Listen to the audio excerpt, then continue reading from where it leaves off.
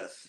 All right, we're going to talk about. I'm Arthur BellField. This is Carolyn Kenealy. Yeah. She is heading up a project, a team for the Denver 48-hour film project. So, what are we doing here today? We're going to talk about the 48-hour film project. What is it? How you can be a part of it, and what it means for the community, local film community, and the film community as a whole. So, it's going to be an interesting discussion. Having said that, Carolyn, let's talk about a little bit about your background and what led us to the here and now, and why you're so excited about forming a team for the 48-hour film project. Well, the reason I'm wanting to do a 48-hour film project is I am new to the area and I am looking for an excuse to meet local film professionals so maybe we could do future projects together, like features and whatnot. Actually work. I know the work part is the hard part, because a lot of people, Yes. they want to talk about projects, but they never want to put in the work to make those projects happen. Right. And I mean, and also finding the funding and whatnot for those projects and all that good kind of stuff. Sorry, I lost my chi for a second. So I moved here about almost 2 years ago now, and I started a production company a year ago here. It's called Hamster Wheel Productions, and it is a production company focused on the idea of producing not just my content, but other independent content. I want to produce independent content because I feel like Hollywood's tired and played out and just keeps replaying the same movies over and over again. And there's 1,000 independent voices with new ideas that are not being heard. And I'd like to tap into that market. I like that. And that's the thing. It's like a lot of people feel that Hollywood have certain agendas. What does? Yeah. Yeah. There's no lie there.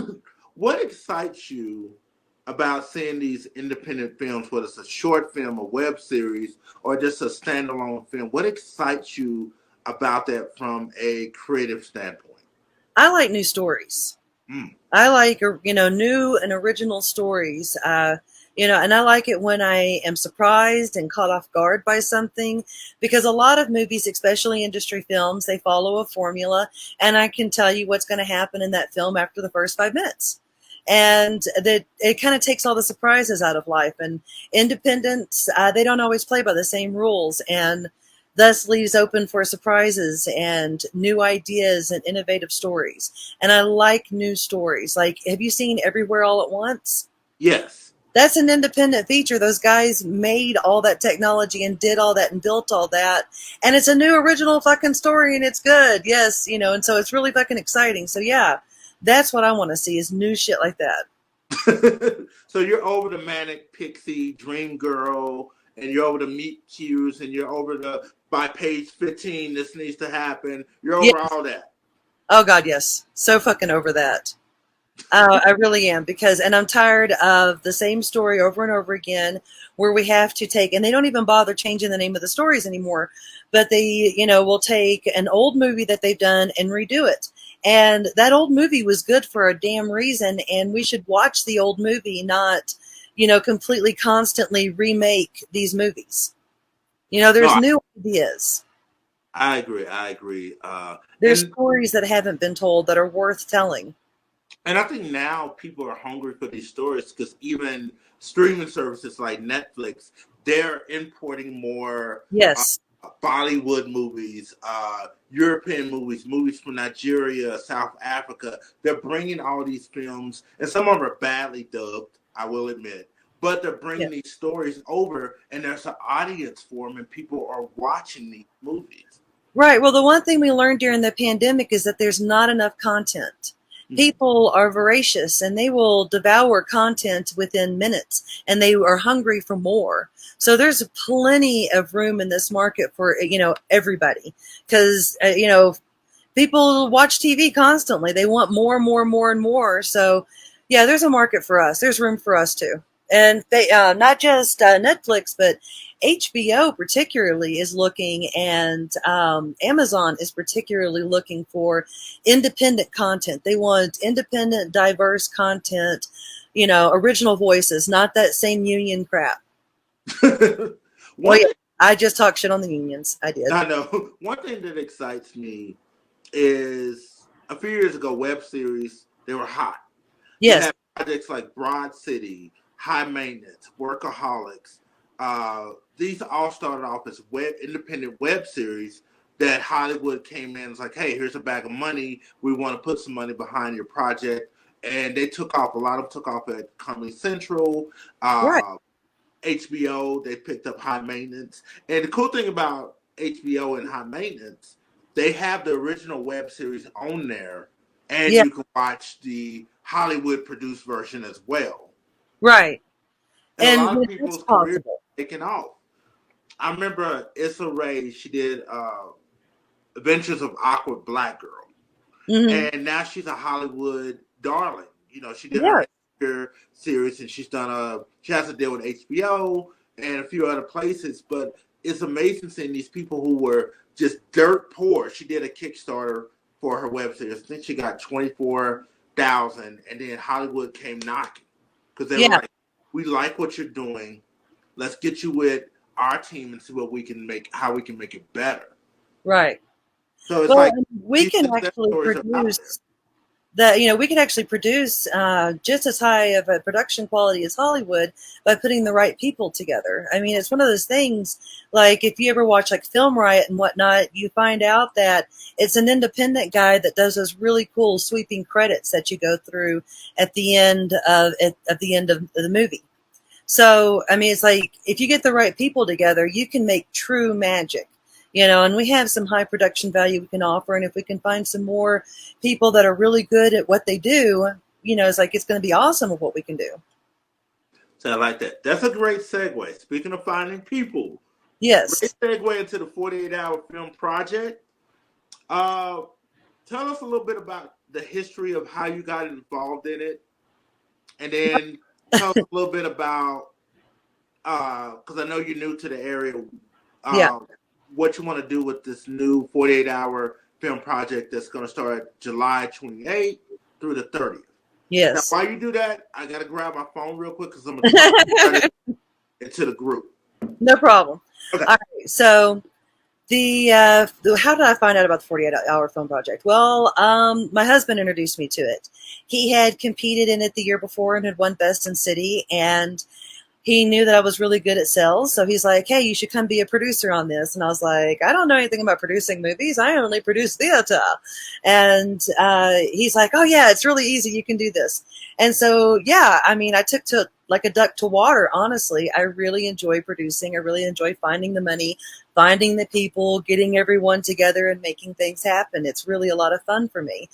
The 48-hour film project, the reason I'm like particularly interested in it is because after you first go to compete for Best in City, and the film is screened on a big theater screen. It's not, at somebody's house, or you get to see it on the computer later or whatever. We get to go to an actual screening. We get to vote for audience favorite to see which one we like the most.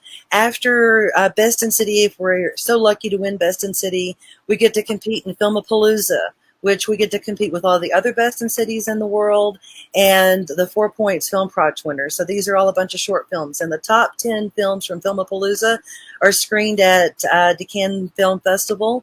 And I love Cannes. Cannes is a wonderfully prestigious film festival, and it's an honor to be screened there. And you speaking of making movies and making connections, walking the red carpet there to screen your film, and people say, "Why are you here at Cannes?" It's like, "Oh, I'm being screened in the short film festival. I'm not just here as a mooch. I'm here because I have a film here."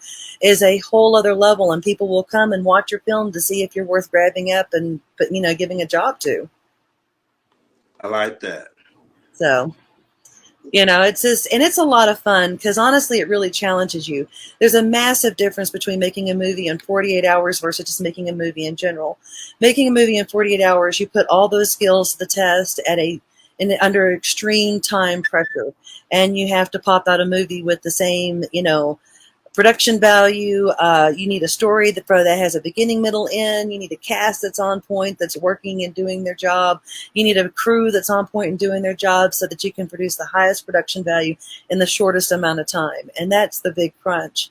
And what's nice is you can find out about people in this situation. You can find out how they work when they're tired, when they're out of sleep, you know, and when they're stressed and whatnot. I would say when they're hungry, but we do feed everybody really well, so that shouldn't be a problem. But, you know, you do get to find out what people are what they're like to work with when they're totally stressed out. And, you know, if a good asset to have on a feature film set where the shit hits the fan and there's money on the line. I like that. One of the things I love also is the fact that it eliminates the excuses. Yes. Why you cannot do something. Oh gosh, yes. A lot of people want to talk about how they're going to make a movie and they want to do stuff, but it's usually a lot of pandering and they don't really ever get there, or something falls apart in pre-production and you don't ever get there. This is, you know, you're stuck in a room together and this has to finish in 48 hours. So it's going to get done whether you want it to or not. Something has to be submitted. Exactly. We got 1 minute of footage. We're gonna submit that. We're gonna submit that. We need at least 4 minutes. So if we can make 4 minutes, we're gonna be good. So it's a 4 to 7 minute short film. So you have to have at least 4 minutes and you can't have more than 7 minutes. You have to include 5 elements to your film. You'll draw a genre, and then you'll get a prop, a line of dialogue, a character's name, and their occupation. I like that. Yeah, that way it's original. Some of the biggest headaches you've experienced trying to put a film together in 48 hours? 48 has actually not been my worst experiences, honestly. But the challenge I'm facing here now is that I don't know anybody. I'm brand new, shiny to the area, and I haven't met anybody yet. And and this is all about connections, because this is the ultimate team sport, and I need a team to make awesome. I need a team so that we can win. I need a team to make the movie, and I found a few team members, and I'm really excited about having them on board. They're wonderful, creative people, and this is going to be really fun.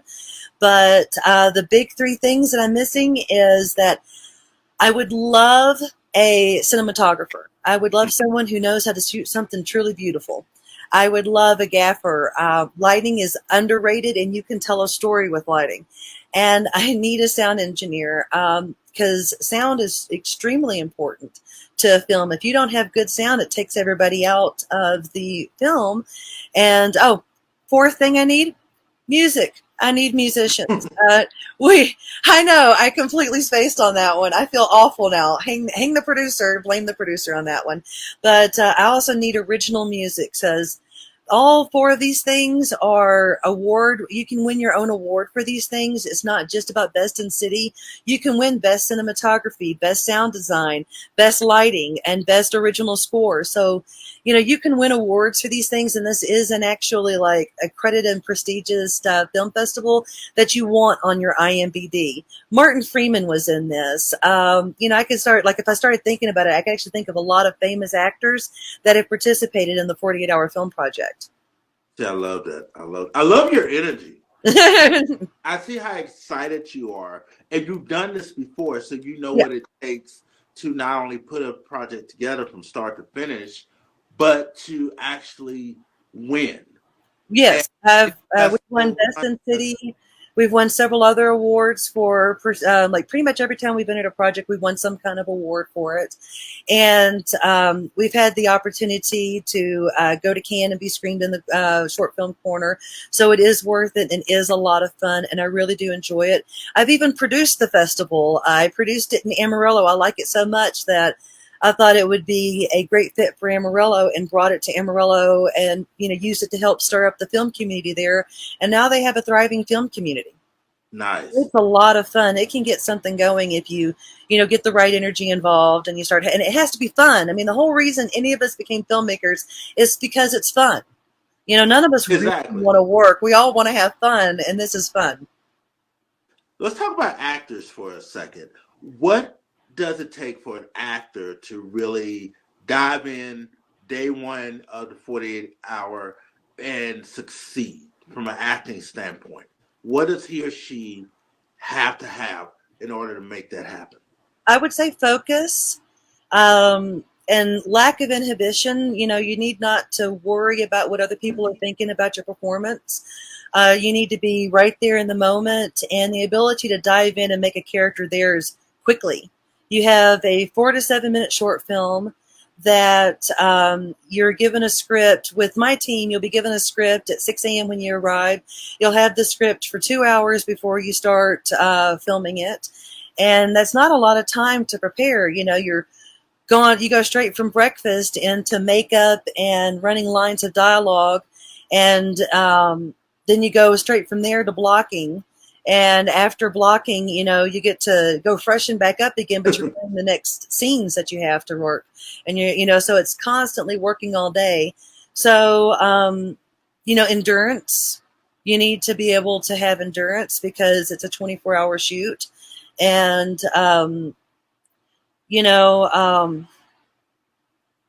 honestly, just, the will to do it, I think, the desire to do it, the want, the hunger to be there. But I think that that's true for any form of acting, no matter what you want to do, is that absolute hunger to be there. The thing that's different about 48 versus an actual film or a feature film is that you have less time to work this out. You have to cram it in, and you have to get it in quickly, and you only have that little bit of time to put that in. But I think that that's a true test of your skill. Like, how quickly can you adapt and overcome? How quickly can you get in there and get into character? If you can quickly get into character and really make something out of your few seconds of time on your in that film, directors and casting directors will see that and want to make something of that. I've had a lot of people have a very successful career after doing a 48 with me because they used this 48, and the casting director was like, wow, you only had 48 hours? And they're like, yeah, I had only 48 hours to do this. And they're like, that's really good. Yeah, we'll hire you. And, because we do give them a chance to shine. We do try to write a character piece, but we only have a short amount of time. Speaking of, I love your segues. Speaking of writing character pieces, what advice do you have for writers? Because you only have this short window. You can't write your Shakespearean thesis. No. Just heavy dialogue. What advice do you have for writers that dare to enter the 48? First off, show, don't tell. This is film, not radio. So show, don't tell. So dialogue is important, but you need to have it very limited dialogue. Keep it to no more than 7 pages. I promise you the cinematographer is going to fill some time. So give me 4 pages. I want 4, it's like no more than 7, but between 4 to 7 pages, because 1 page usually equals a minute. Mm-hmm. And it needs to be a story, a complete story. We need to have a beginning and a middle and an end. So, we need to have a character, a status quo. We need to have the situation get set astride. And then we need to have a series of events where this character tries to write that situation and put it back to the status quo, but learn something from it, evolve from it, and have an ending of this person having that evolution. I like that. And I always simplify them like conflict resolution. Good. Yes. But we have to have that beginning, middle, and end. So exactly. With 48, they're very specific. They want that middle. Yeah, they want that middle. Projects what in your mind, what projects do you feel work best in 48-hour projects or even just festivals? Well, it's 2 different questions, really. Yes, that is. 48, what projects have you seen perform the best? And in film festivals, where projects have you seen perform the best? Honestly, if you can make people laugh and cry in that amount of time, you're winning.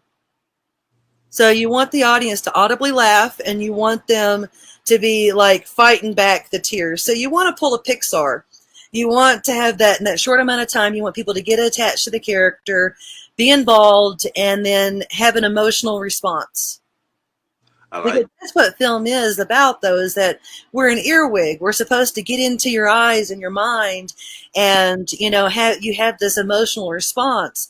this is a safe space to experience things that you would never want to experience in life, but you could safely experience them here. In a 48-hour film, you could be the daring, spy or secret agent or whatever action character, FBI agent, that's doing all this, life-threatening stuff and lose your partner and at the same time be safe. It's like the never-ending story. You're safe, really. You won't really actually die.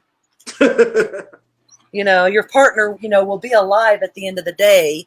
The trauma that you experienced in that film will, be resolved at the end of the credits. Let me plug you this thing in. I love that.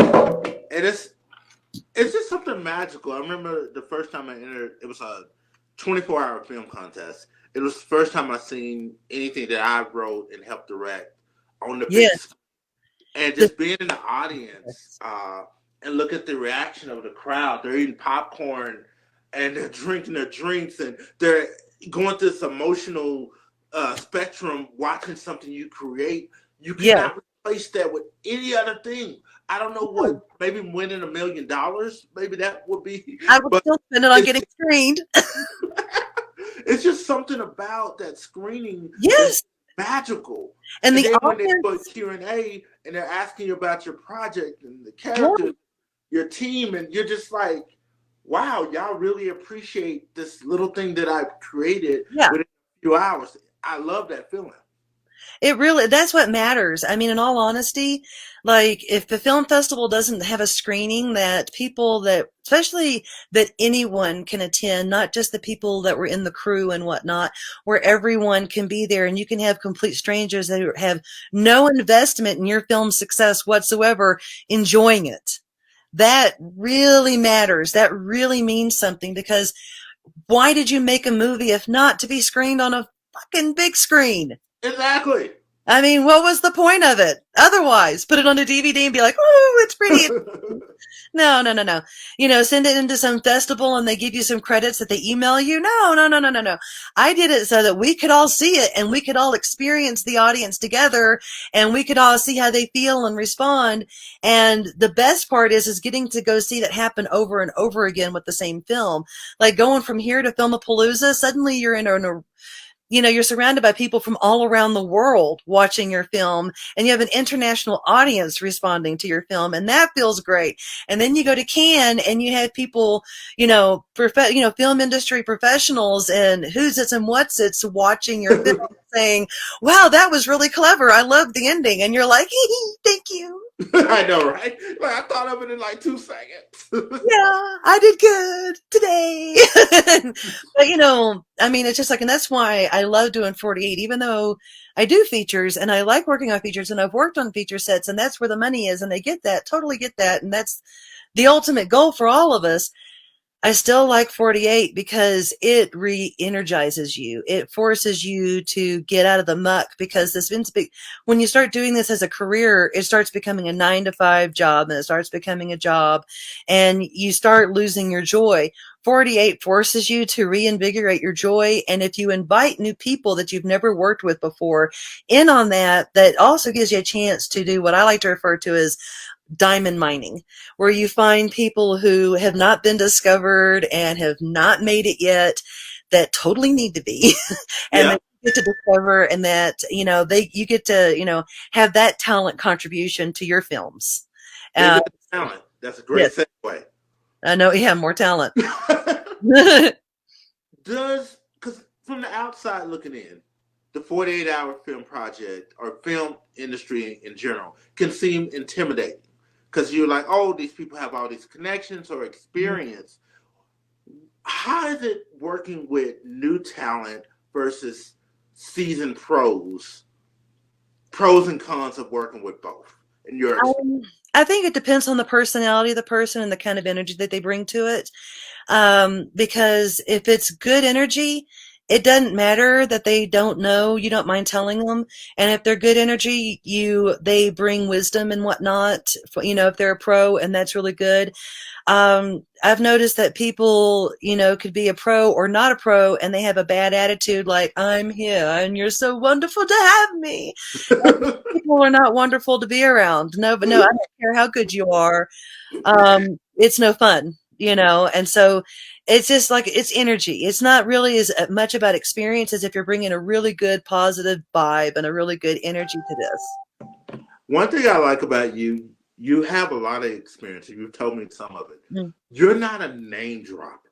No. You could be, but you're very humble in what you do. You're all about the work. It's like, now that project, I'm looking forward to the next project. Yes. Well, and I mean, because those people that I've worked with in the past, they've made their success on their own name. I'm going to make mine on my own name. I've had the opportunity to work with some really great people in the past, and I've learned a lot from every set I've ever been on. I've learned what I like about what the people have done on that set, and I've learned what I don't like about people on that set. And I've learned about the kind of people I want to work with and the kind of people I don't want to work with. And so, it's all good experience, honestly. And, here, the thing I learned is it actually led me to what I really wanted to do, is that when people talk about starting their own production companies, everybody had the end goal of being another production company in Hollywood. Mm-hmm. And I don't have that goal. It's not that I'm anti-Hollywood or anti-industry or anything like that. I love some industry people.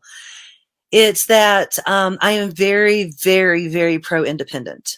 Very pro-independent. And so my goal is to grow my production company producing independent films, and to always be seeking independent voices and new, voices, because the industry is doing great at what it's doing. This is a market that's not being, hit, and this is a market that's not being pushed, and it needs to be, and it needs to be in a market that is encouraged and built upon, because it's a huge, wonderfully, magically diverse market. It's all the diversity that Hollywood claims that it wants, but never truly fucking, gets to. I like that. What do you think about the writer's strike? And I'm trying to phrase this question right. How do you feel about the writer's strike, and do you think it's affected the independent film community? I think that it gives us more of an opportunity to get our stuff out there. Number one, the writers, they should get paid more, and they should get more. However, already I've noticed that HBO and whatnot have changed it to creators instead of directors, writers, producers. It's now there's a creators bar. And they're trying to shortchange all of us, not just writers. And, I'm worried that it's going to backfire yet again. Every writer's strike in the past has backfired. And I don't have a lot of respect for the writers union because of that. I don't feel like they, support their people, and they really get in there and fight for what they really want, because writers don't get paid much. No. You get paid shit for your scripts. You get paid crap. And it's just, it is bullshit. Writers should get paid more, because that you wouldn't have a film without a writer. That's but the money draw is everybody above the line. People aren't drawn to script writers. They're drawn to directors, actors, and producers. And so that's where the money draw is. I get it. Being a producer, I get it. As a producer, the thing that concerns me about streaming services is that it cuts into my money. And if I don't make money, there won't be any movies, because without a producer, you don't have a movie. You don't have someone who puts everyone together and makes it all happen and gets it sold and, does all the work. Pretty much what I do is I find a script I like, I go and I find funding for it, and I find people to, be in the movie, and then I go get the movie, out, distributed and sold, and that's how I make my money. And if there's not any money in distribution and there's not money in streaming, then why make a movie? Why go through all the work and effort that I'm going through and the expense and cost? How do I get my investors paid back if I'm not making good money? Why are they going to invest $1 million into something so that we can blow up, some stuff and make some really cool, Well, some stuff. effects. And, why are they going to do it if we're only making, a penny on the dollar and they get 3 cents of that? You Yeah, know, I love that. we do. It's like the money does need to be shared more around the bend and everything, especially to the writers. But I feel like the union isn't representing them well. They should become independent. While they're on strike, they should send their scripts to me, and I will get them paid because I'm not union. So send your strike scripts to me. What is the name of your production company? We haven't. Real Productions. And that's actually a cute story. So this is a school project. This is a college project that we had in public relations class where we had to start a fake company, and do all the production for it and do all the social media for it. So I went all the way out and did all that. And when coming up with my company name now, I was like, well, since I already did all the work on that, I should just go ahead and use this, even though it is called Hamster Reel. I mean, that is kind of a weird, funky name, but the idea is that how many times you said the hamsters, that lights are on, but the hamster's dead on the wheel, right? Well, my company is run by one hamster on that wheel, and it powers the whole company. I like that. Okay, so let's take this book. All right. Basically, how to make a feature film with a budget for under $10,000. Yeah. This was wrote years ago. Yes. And since then, you have people using iPhones, making feature films. There's even contests, all kind of things. Yes. Realistically, to make, let's just say, a decent feature film, what would be a budget you could work with? Not ideal budget, but a budget you could work with to get it done. Really well. I could get it done really well on $100,000. Mm. Really well. Like I might even be able to buy us a name with that. Nice. We actually have like somebody with an industry name come in. But if we completely did it on no names and just independents and all in post-production and whatnot, I mean, I could get that down, like, especially if we did it in just a volume or something, I could get that down probably to like 75, 60. Okay. I mean, just really, but I mean, that's with everybody meeting and getting it filmed. It's cheaper to get everybody to film all at once and us film for like 4 straight weeks than it is to meet on weekends. Okay, so you're used to higher budget projects. So could you work with 10,000? Yeah, to make a feature, that would be rough. But yeah, it'd be weekends. It'd be weekends. Okay, but Yeah. I know what you're looking at. You're like, hey, if we're shooting Monday through Friday or whatever the shooting schedule is. This is how we're doing. We need that bigger budget because this is what everybody is focused on. Right. This is what you're getting paid instead of your regular job. Now, for less money, and because like if you think about it now with inflation, used to you could hire someone for $100 a day. $100 a day now is not minimum wage. No. And so I've seen casting calls in the local Colorado casting groups of someone with a low budget saying, I'll pay $100 a day for a PA, and people berate the shit out of them for it. Do you think that's right for people to do that to that No. person? I think that if someone's willing to work for $5 a day, then so be it. That's a freedom of choice issue there. If someone wants to work for that little, great. If that's all you have to offer, at least you're offering some money. You could be out there saying, well, then for free, then come and do this for free.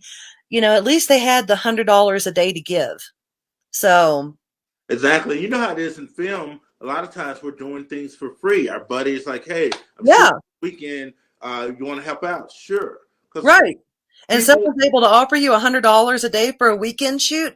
That's really nice. They worked hard. They saved for that. They probably saved that money up or borrowed that money on their credit card or took out a loan. Very rarely did someone go and find an executive producer or a money sponsor to make that stuff. Very few people know how to do that. That's true. I remember Kevin Smith, and I'm sure a lot of people watching this have heard the story. Yes. So he sold all his comic books and stuff to make Clerks. Mm-hmm. And luckily for him, it paid off. But he believed in the story. He wasn't worried about being famous. He just wanted to make this film with his buddy. And so he sacrificed, like, you know what?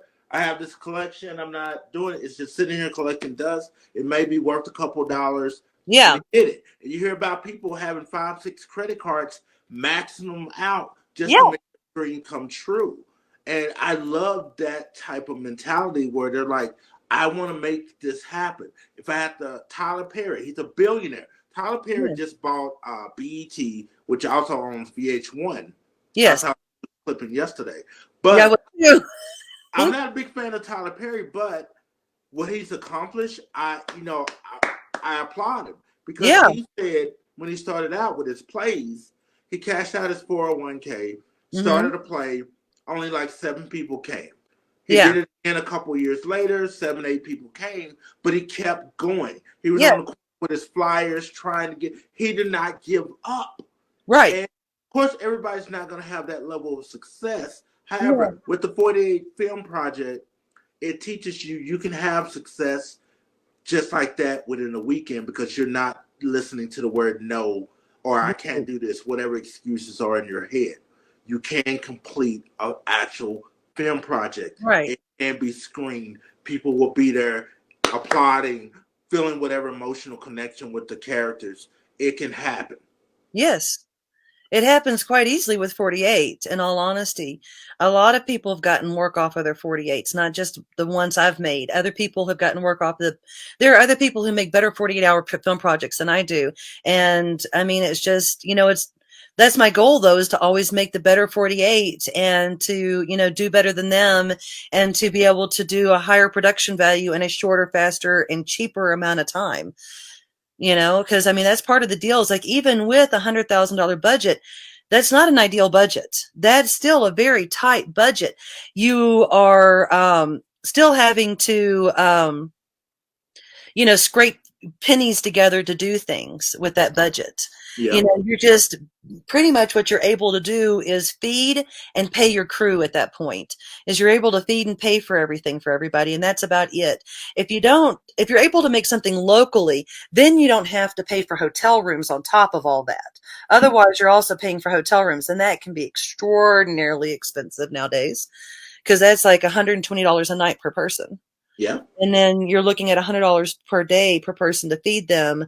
And then $200 per day or more per person because of, union standards and whatnot of what they have to be paid versus, where you could just say, hey, I can pay you this, I could pay you $100 and I could take that other $100 and I could put it towards equipment. And we could get better equipment and we could get better production value. So a non-union set, you can do that and you have a lot more to play with. So that's one of the reasons I'd like to meet more locals is because, and especially locals that want to do this for a living, is because I don't have to pay for a hotel room. I can pay for your food. I can pay you to work there, and I can take that hotel money and put it on equipment. I like that. Taking And that you just touched on this a little bit, but what are some of the key differences between a SAG project and a non-SAG project? I know you just covered a lot of it just now, but what are the key differences? There's rules about how long you can work and work a SAG person and whatnot. So, for example, they have to have 10 hours off, and that does not include travel time. So they have to have 10 hours back at the hotel room off from work to sleep. And if something comes up where you need to film like a 24-hour stretch or something like that because you're doing a independent project and you don't have the location very long, it's really hard to be able to work with SAG people. They have to waive those rights to be able to participate in that or to do that because it does, it works against SAG. Now, SAG has a point. Actors were treated really, really badly. But the thing is that SAG originally started off as an all-white, all-male WASP facility where it was promoting white men getting jobs over women and people of color. And all the unions originally started that way. And that's one of the reasons I'm not super union is because, of its bigoted history, and it still isn't helping, people of color or women. We're still have like women getting in the Directors Guild is still a pain in the ass. People of color trying to get screen jobs is a pain in the ass, and even get set jobs too. So as an independent, I can hire anybody. that I want, and they don't have to be union, and I can just like their experience. I can just like they're real, and I can hire them. And I do treat people very well on my sets, and I make it a point to treat people very well on the sets. But the whole reason that they have union is because not everybody does that, and not everybody has done that in the past. And so that's why there are unions, is to protect actors. And so, but that's why I feed people and we have breaks and stuff like that, is because I understand. I've worked all the fucking jobs on set. So I know what it's like to fucking be a grip and never have a goddamn break in your fucking life, and to eat while you're walking and to eat while you're going. I know what it's like to be an actor and to not be able to eat because your makeup's in the way, and so you have to drink something instead of eating because, you can't fuck up your makeup. I know what it's like to do all the different fucking jobs on set. And not everybody wants to be responsible for it all. And I am willing to fall on that sword and be responsible for the playground and create the playground for everybody to play on. We just have to play by my rules.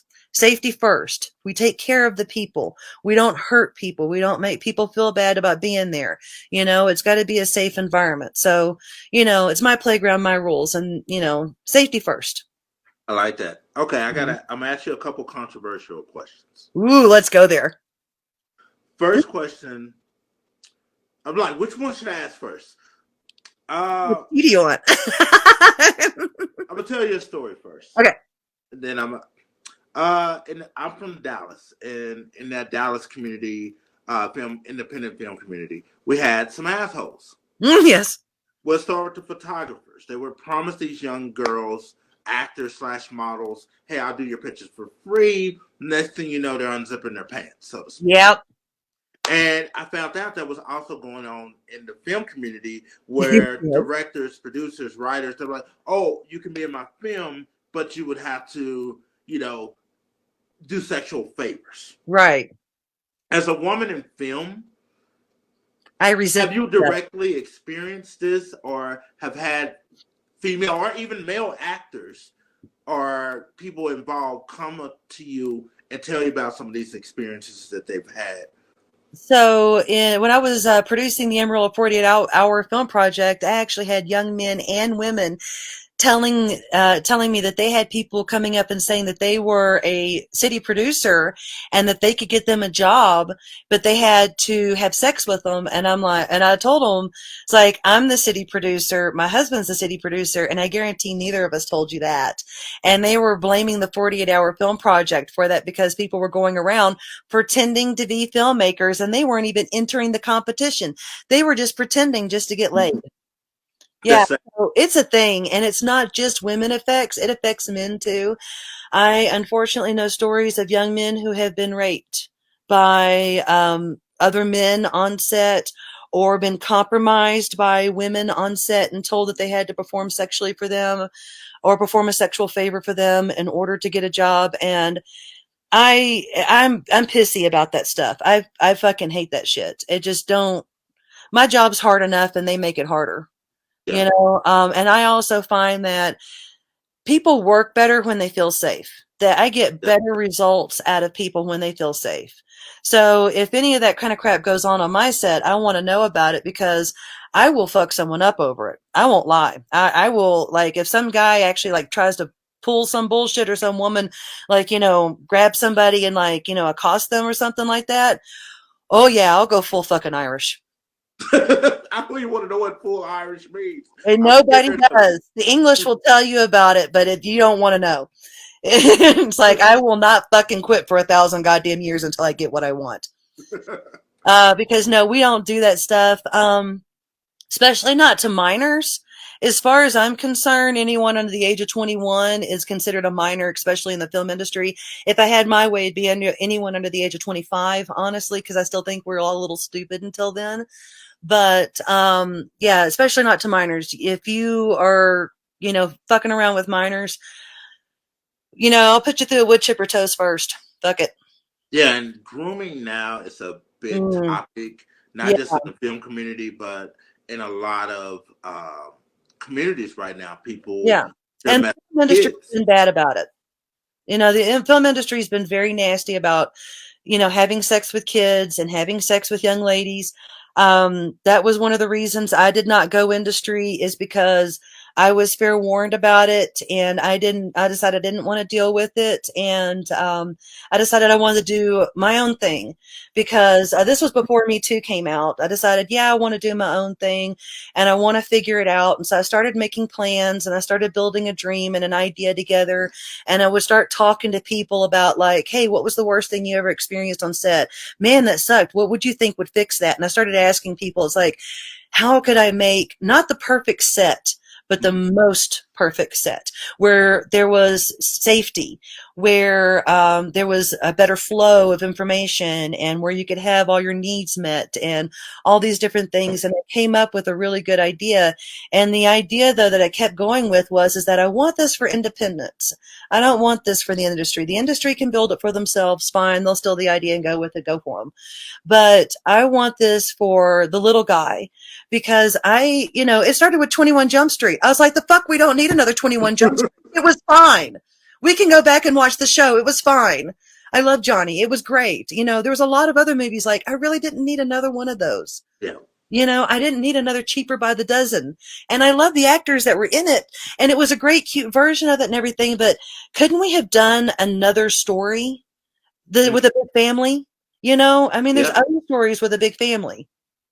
One thing that I love about you, from watching these actor reels together with you, it's like your producer mind, your director mind. You're like, hey, I can coach this person. Yes. I see the potential of what they can do. Right. Because a lot of times, in film, actors do a lot of work for a lot of different projects. Half those projects never materialize. That is very true. Half the time, the directors will never give them, like their scenes to put in their reel. It happens a lot, unfortunately, because a lot of actors have done like 10 projects. Yeah. They got footage from one. Right. No, I understand. I actually had an actor contact me the other day, and we had worked together. I think the project was 10 years ago. And he was like, hey, Caroline, do you have that footage still? And I'm like, yeah. And it's like, I thought I gave it to you already. He's like, I lost it. He's like, I gave that DVD to an agent, and the agent took it and never gave it back. Yeah. So I need him another one. I mean, what is he going to do? And these days, especially when you can just upload footage to different sites and have a cloud or whatever, there's no excuse not to give somebody, some footage. Even if it's just a little 10-second clip of them saying a couple of lines that they, give them seconds. No, I know some directors that get pissed off if another director or another editor calls them. I used to tell people, it's like, I will call the director and get your footage for you. When I was broke and trying to make it, living any way I could, I was like, I'll edit your reel and I'll even collect your footage. And so I would call these other directors and stuff, and man, these people would be fucking pissy. So I would end up having to get a fucking court order to make them give me the footage. Wow. Because they were like too lazy or too pissy or too arrogant to fucking do it. And all they needed to do was just send that to me. And if they edit anything like my husband or I do, all that actor's footage is in a folder. And so all you have to do is take that folder and drop it in something. Dropbox works, people. It does. And it helps these actors get jobs. And why the shit do you not want your film shown? Like, when people ask me for footage, I'm like, fuck yeah, I'll give you footage for something you were in one of mine. And at the very bottom of it, I put the name of the movie that they were in, to advertise my movie. So that they would go back and watch the whole fucking movie. So that people will be like, wow, I like that movie, or I like that clip that they were in. So, yeah. I need one of those. Right. This one, I bought this one for my husband, but he ended up getting a government job and can't use it. And so now it's mine. You're like, it's mine now. It's mine now. Sorry. And speaking of, he does have a wonderful government job, and they are looking for a post-production person. So the information about it is posted in the group, and it's already posted up there. And they're looking for a post-production job to do to make educational videos for Space Force. And it's a really good paying job, and it has really good insurance benefits. So if you're starving Marvin like the rest of us and looking for a good job, that's one. I like that. Speaking of More work. What what is your website? Where can people find you if they're interested in joining your 48-hour film project crew? Because right now, let's go over the positions again that you're still looking to fill, and where can people reach you if they're interested in these roles? All right, so first off, let's go over the positions. The three major positions I need is I need a gaffer, I need a cinematographer, and I need a sound engineer. I have one makeup artist, but I would like a second makeup artist. I need a costumer, and I need local musicians who would like to contribute music. It can be music that you've already written, and you can also contribute an original score for the film that we edit during that 48 hours. And so what we'll do is we get our script by midnight. We'll have that picked around midnight. And we will send you a copy of the rough draft of the script. And then at 6 a.m. the next morning, you'll get a copy of the actual script. And you can score from that. And you can write from that. And we edit the film to fit the music more than we expect the music to fit the film because we understand the time constraints. And my husband is an awesome editor and can edit to music. And so we can do that. And if you go back and look at our previous 48 hours, you will see examples of exactly that. Nice. Because everything's always got original music. We do not we always use some local band we know. And so for our original music there. So local bands, please let us know. And the website, hamsterreel.com, super simple. It's hamsterreel.com. If you want to know specifically about joining the teams, then I would go to hamsterreel.com/team hamster. And that's what we'll be registered as on 48 is Team Hamster. When I'll be registering us, I believe July 2nd. I like that. Okay, what about actors? Do you have enough actors? Do you need more actors? Can somebody send you their reel right now and I will take more reels. I will always take more reels because here's the deal. Even if you're not picked for 48, it's not like I don't have more stuff cooking in the books. I will use you for something eventually, if not this. So even if you can't do 48 and you want me to consider you for something in the future, send me your reel, Now, the thing that I would consider for 48 is that it does take place July 28th through the 30th. The 29th, we are filming that whole day. We're going to start at 6 a.m. on the 29th and end at 6 a.m. the 30th. So please set aside whether you're crew or cast that time because I have it set up to be able to do for 10 hours of filming, which is for 10 minutes of footage. We only need 4 to 7, but that way if there are problems, mistakes, resetups, reshoots, we have it on the schedule and we can do it. We plan on doing our exteriors first and then our interiors second because of natural light. So, and then there's a break before every reset up for an hour for everybody to eat. You gotta eat. Now, we didn't touch on this. Do people get paid to be in the 48 hour? No, I'm sorry. Due to the rules and of the regulations of 48-hour film project, I'm not allowed to pay for cast, crew, music, locations, none of it. I'm not allowed to pay for any of it. So I have to go out and seek donations and be like, please, sir, feed my crew. Please, sir, buy us some things. Please, ma'am, open your shop up at an ungodly hour so we may look through your costumings and complain. We're going to complain because we're stressed. I'm sorry. It's a beautiful thing when it all comes together, though. It is, though. It is. It is such a beautiful fucking thing when it all comes together. And it is so much fun to do it. And when you do it where you have lots of options and you have a decent sized team, like the largest team that was ever on 48 was 150 people. Smallest team was one guy. So really you can do it from any size team, that you want. I'm looking for around 30 people total for my team, 30-ish. Nice. Around 15 crew, and then between 10 and at most 15 actors. And you can see the schedule and all kinds of information and things that we offer to our 48 on our website, hamsterreel.com/team hamster. I have a schedule up there. I have all the information up there. If you have any more questions after that, I'm totally fine to answer them. Just send me a message and I will get back to you. All right. Real. That's the big thing I want. Show me. I am a show me mule.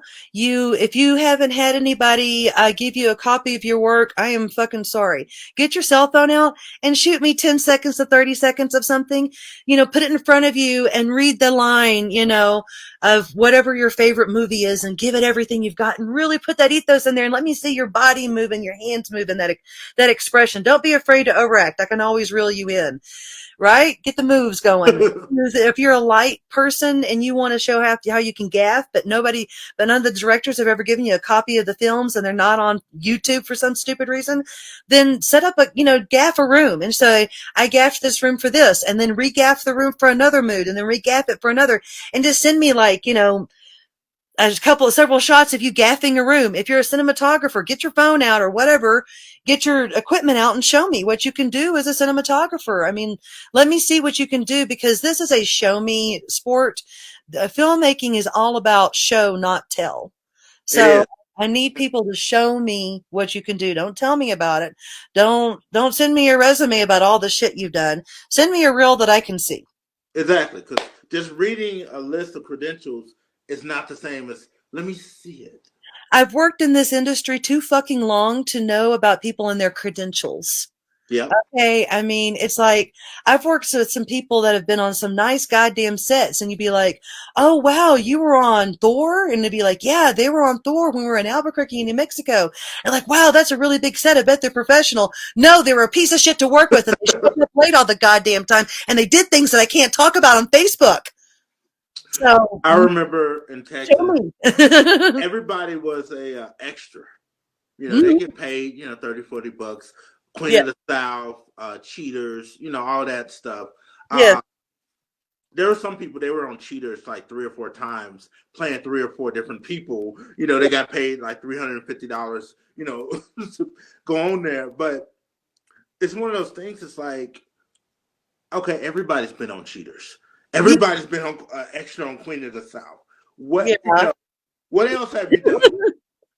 The extra work, is good money. Well, it's not good money, but it's good work because you get to meet people, and it shows that you're working, and it shows that you're doing stuff, and sometimes you get to make connections that make more films and whatnot.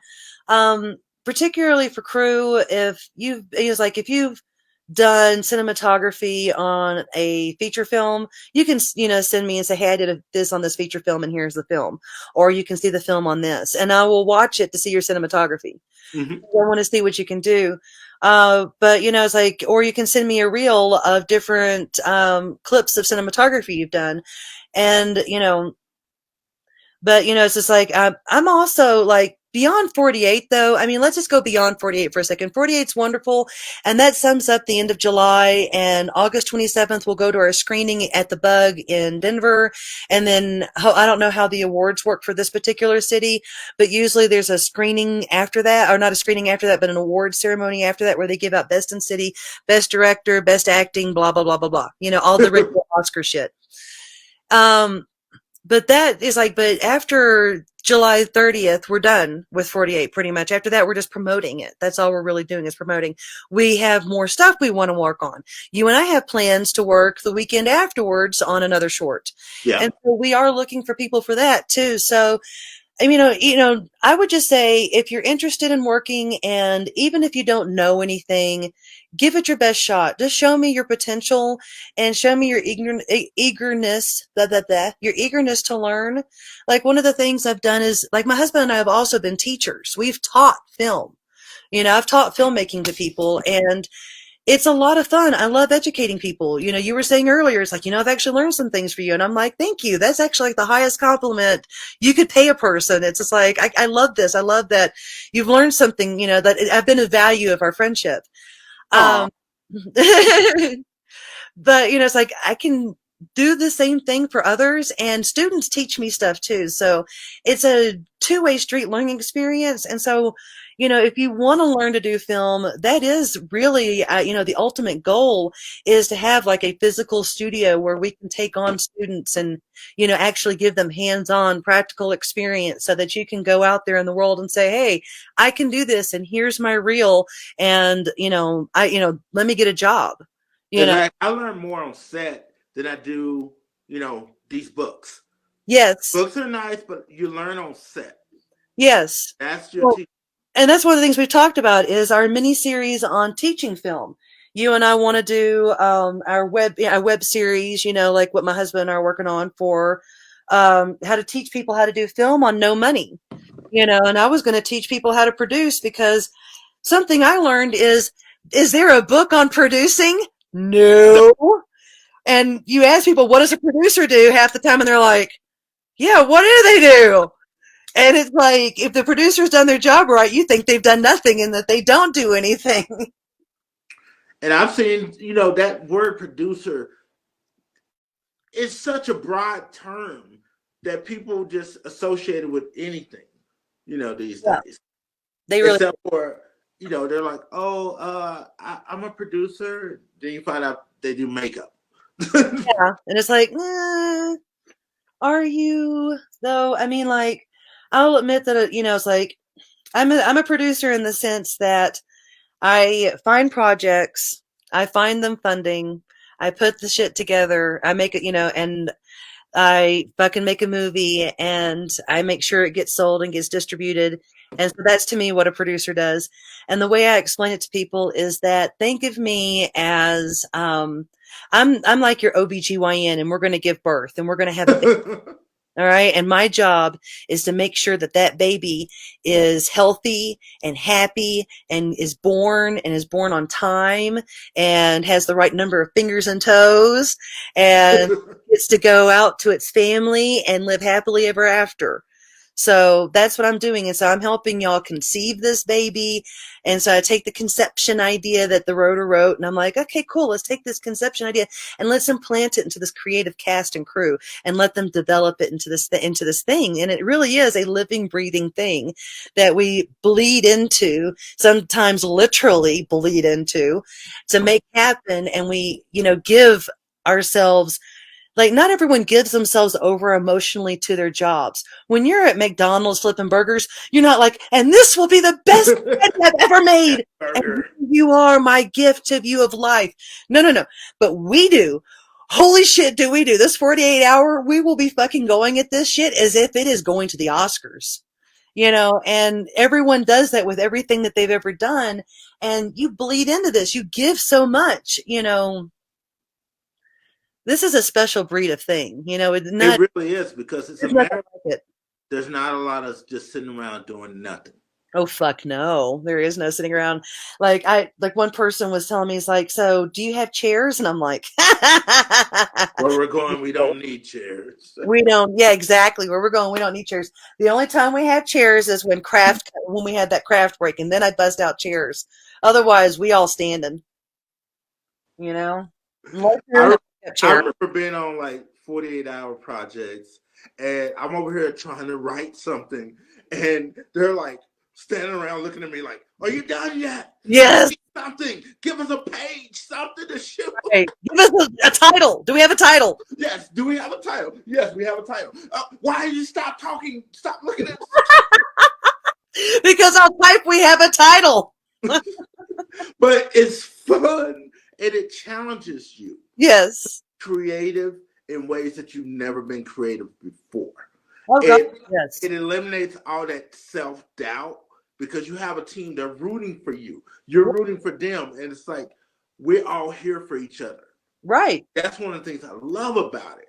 You don't have that time to, I'm just going to watch some YouTube videos and listen to music. No, you need to be doing something. Get it done. Yeah. So the way we set up our writers here is that we have a writing team here that will meet either on the location that we've been able to obtain or at my house. And we write as a team and then we write as individuals.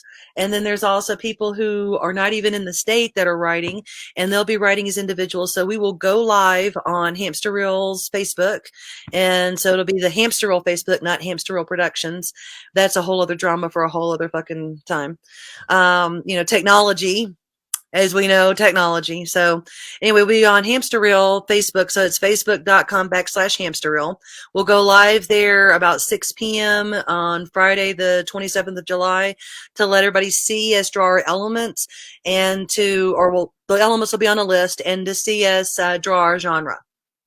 I was just looking at some of the comments, but since Yeah. I looked at them, I don't know when, what point of our conversations they came in. Chris Malone was like, good direction helps as well. Recan Conroy was like, this is so true. They are really trying. Then at one point, Chris Malone was like, shake my fucking head. So I don't know when these comments came in. Well, like good direction, yes, good direction helps. It really does help during a 48-hour. But we weren't picking on directors at the time. We were picking on the actors. So, if you want to pick on directors, I can pick on some directors. I am a physical director. I will help the actor out by physically acting out the scene with them and do it with them and stuff and show them what I'm physically wanting. I will get in there. Just anything I can do to convey across the message of what I'm trying to reach. But I'll also pull them behind the camera and show them what I'm recording and show the scene. And I'm like, you see how you did this there? If we could do something else a little different here, now that you've seen it, do we need to get it's like if we need to, we'll get a mirror out so you can see that you're doing it. Quit doing it. Quit doing the thing. How important are batteries? Oh God, yes. A power source. Bathrooms. That's probably the most underrated thing no one ever thinks about. Bathrooms. No one ever thinks about. They'll be out running and gunning all day long and never be near a bathroom. So, and then no places to wash their hands. So they'll be eating pizza and LaCroix out of the back of the car with no way to wash their hands. Wow. Okay. Because I shared this with a bunch of different groups. So Chris Malone was like, shake my fucking head, the sexual harassment in Hollywood. That's what he was referring to. Yeah, that's some bullshit there, yes. And it's for men and women. It goes both ways. I mean, it's not just women that are affected, it's men too.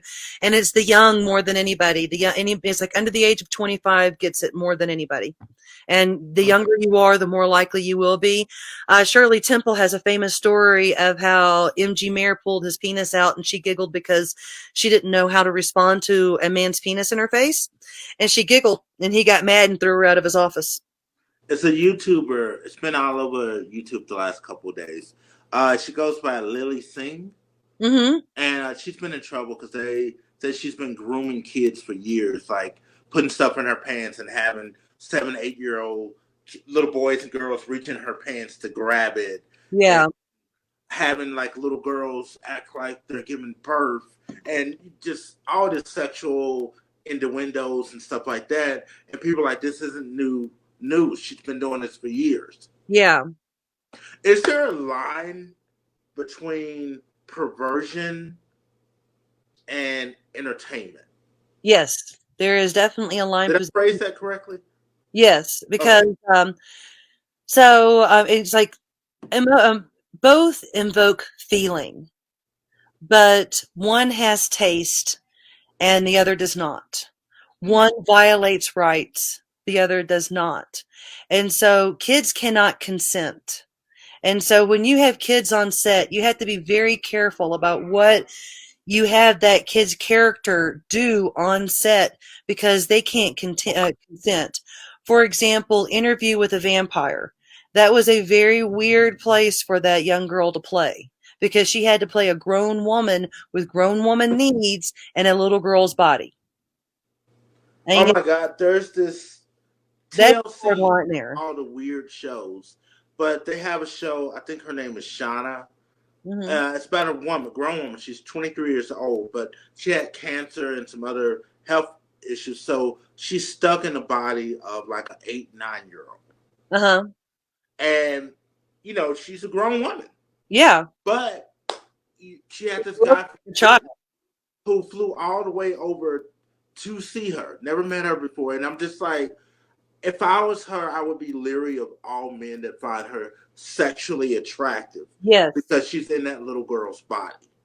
So a friend of mine is vertically challenged. She has a form of dwarfism, and Hmm. she said that there's a lot of men that have a fetish that try to date her because she's so little and looks so young. Oh And, wow.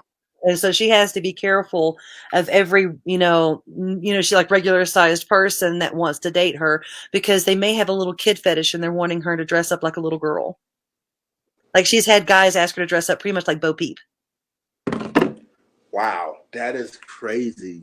People are sick. So, but the deal is that you just have to be careful. And that's like, I know like a lot of creators, they keep their groups restricted to try to keep protection up. I keep my sets closed because I find it safer. And I have a very encouraged report policy that if you see something, you say something. If you see something inappropriate, and that's like, even if like you see a man say something inappropriate to one of the girls, and you go over and tell her, hey, you should go tell Caroline. She's like, no, it's okay. You should still come fucking tell me. Yeah. Because I'm not going to play that fucking game. I am too old for this shit. I've already been around this fucking block a couple of fucking times. I'm done playing this. I started my own goddamn playground for a fucking reason, and it was that shit out. I'm not going to do that to you. You're not going to do that to me. You're going to be you, and I'm going to be me, and we're going to respect that. And that's how my shit works. And it's that simple. And because, I mean, there's just no reason not to have a safe place to be creative.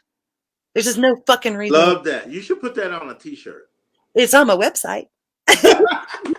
Yes, I should do t-shirts. We should do t-shirts. Honestly, I have a couple of them that in mind that I really want to do that are film related. Like, and that's a wrap. And on the back it says, but not really. But one.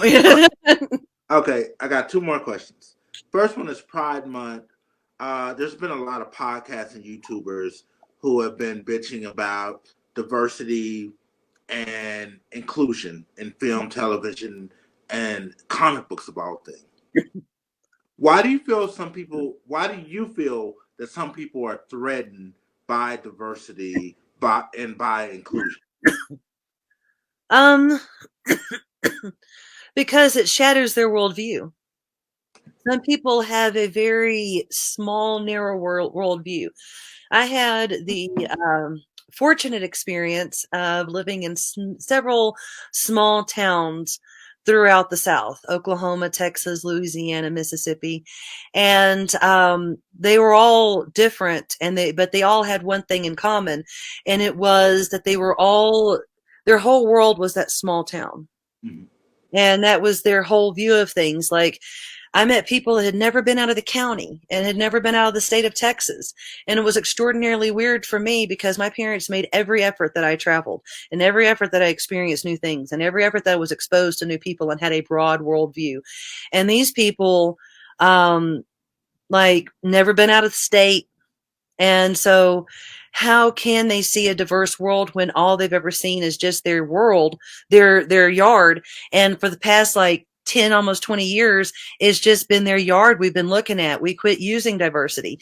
In the 80s, we had a way more diverse cast than we did in the 90s. Suddenly we started whitewashing the shit out of everything in the 90s, and I don't understand why. Damn. But it just like all of a sudden went very white. And so that's my opinion on why they don't like it, is that it's not what they know to be reality. It challenges reality. Their reality of what they know is that they were the star football player, or that their brother was the star football player, or that their cousin was the star football player, and that this is their role that they play in that universe. And that they don't have a view of, what is it like in Mexico, or what is it like in New Mexico, or, it's different. And the same thing happens to people in the city, in big cities. I've also had the fortunate experience to live in bigger cities and large cities. So like Houston, and, it's like, and I've traveled to big cities and been there, and they all have the same perspective too. They think everyone lives like them too. In their little bubbles. Yes. And so a lot of people get in these bubbles where they think everybody I know is like me. And that's not true. It's really not true. Like, what works in the city doesn't work in the country, and what works in the country won't work in the city. City folks need to be able to govern themselves the way they need it, and country folks need to do the same thing. But, the reality is, though, is that when you see a movie that shatters that, or when you see a show that pushes that envelope, it's hard. It's really, really hard because, well, that's not what way it was for me. That's not what I saw in the 60s. That's not, not my way. Tell people the Yeah. things that we have this nostalgic attachment and Mhm. feelings for, as far as pop culture, movies, TV, and so forth, Right. was our generation growing up. Same with our parents had their thing. So all these movies that are diverse, that have black people, brown people, gay people, trans people. Remember, you would barely see fat people in film and TV for the longest. Well, And in the 80s, we had overweight people. a few. You had your Chris Farley's and so forth. Well, But and yeah, even singers, you couldn't even be a pop star if you were overweight, no, unless you were a guy. If you were a woman, they were like, no. yeah, But I tell people, the movies and films that are being created now is for the next generation. yes, We've had our stuff that we have our emotional attachments to, but right, people are creating movies and films, so this new generation, this is going to be things that they have that attachment to. right, They're black, black to the future, black to the future. That's coming soon. I look at it as a generational thing. right. Since it's because in the 40s and 50s, well, in the 50s and 60s, they still had television shows like I Love Lucy, where the husband and wife didn't even sleep in the same bed. Well, that was because that was the rules of, Mm-hmm. that was the rules. They had censors back then that would censor television. So I love Desilu. So Lucy and Desi, my husband and I are kind of like a Lucy and Desi thing. Hopefully we won't get divorced. There's like Oh, love each that's other cute. forever. So Lucy and Desi were a power dynamic team. They invented television, and they invented what we know of as television today and what we know of as the sitcom today. And they came up with the idea of filming it in front of a live studio audience. They pushed the envelope and had a pregnant woman on TV. That was a huge fucking problem. They didn't want to have her pregnant at all on TV. They had the first interracial kiss because they produced Yeah. the original Star Trek. Captain Kirk, that was the first interracial kiss between a white man and a black woman. No, but yeah, that was the first between a white man and a black woman. This was the first interracial couple. Mm-hmm. And it was the first couple shown on TV was an interracial couple. Yep, I Love Lucy, and people forget. So it shows that what you really need is not the blessing of the studios, because they formed their own studio, Desilu. Mm-hmm. They did their own thing. You just need something that everybody wants to see. And so that's why I'm like, yeah, I can do this with independence, because y'all have stuff people they want to see, and I can sell it. I like that. You know? Okay, last question. All right. How has being a woman in film been an advantage, and I hate to use the word disadvantage, but I'm going to use the word disadvantage for you personally? It's been both. To be fair, I was raised by a man, so I am a little guyish. So I think it was me than it was for many other women, because I'm aggressive. I'm that 1/3 of women that Jordan Peterson talks about that's got masculine traits, that, is aggressive, fights, cusses, does all those wonderful things that are typically considered masculine traits. So for me, being a woman who acts like a man has been a true asset, because they like to show me off as diversity. It's like, look, we're diverse. We have a woman. And so, yeah, I know what they've used me for in the past, but I was getting a seat at the table. At one point, though, I got to this point to where I saw what other women were having to deal with and the sexual advances they were having to deal with. I did not have to deal with near the sexual advances other women had to deal with, because you've met me. You've met my attitude. It's like, it'd take a hard-pressed man to think that he's going to fucking try something and think he's going to get away with it, because he's going to be like, yeah, she's a bitch. Nope. It's not going to work with that one. She's going to fucking get what she wants no matter what. And I'd be like, yes, I am. So, but Well, we're breaking up. Okay, she's frozen. Carolyn, you're frozen. I don't know if you can still hear, but you're frozen on your butt. She's having technical issues, ladies and gentlemen. But it's been a good interview. I hope all y'all have learned a little bit about the film industry, the community, the 48-hour film project, and, you know, walked away with some knowledge, and that you want to be a part of this 48-hour film project. Definitely contact Carolyn if you want to be a part of this, or hit me up. You know, we're excited about not just the 48-hour film project, but future films as well. Still looking for DPs, lighting, sound, all that good stuff. And hopefully you want to be a part of it. Either this project or future projects. It's been nice. It's been an afternoon with you. Peace, twice.